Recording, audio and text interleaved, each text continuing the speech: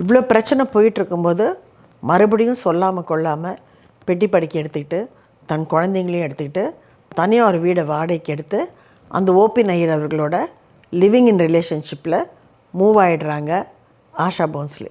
அந்த காலகட்டத்தில் living in ரிலேஷன்ஷிப்புங்கிறது ஒரு சாதாரண விஷயம் இல்லை. இப்போ இருக்கிற மாதிரி இல்லை. இப்போனா தடிக்கு விழுந்தாலே எங்கே பார்த்தாலும் லிவிங் இன் ரிலேஷன்ஷிப் ரொம்ப ரொம்ப சாதாரணமாகி போச்சு.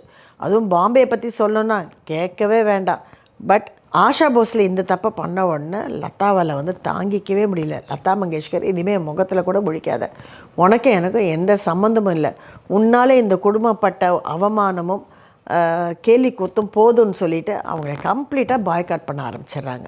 கிட்டத்தட்ட 14 வருஷம் அவங்க ஓபி நய்யர் அவர்களோட லிவிங் இன் ரிலேஷன்ஷிப்பில் வாழ ஆரம்பிக்கிறாங்க. 14 இயர்ஸ் ரொம்ப லாங் பீரியட் இல்லை. ஆக்சுவலாக என்னென்னா ஓபி நய்யரும் அவங்க ஒய்ஃபை டைவர்ஸ் பண்ண எவ்வளவோ ட்ரை பண்ணுறாரு. ஆனால் அந்த அம்மா பிடிவாதமாக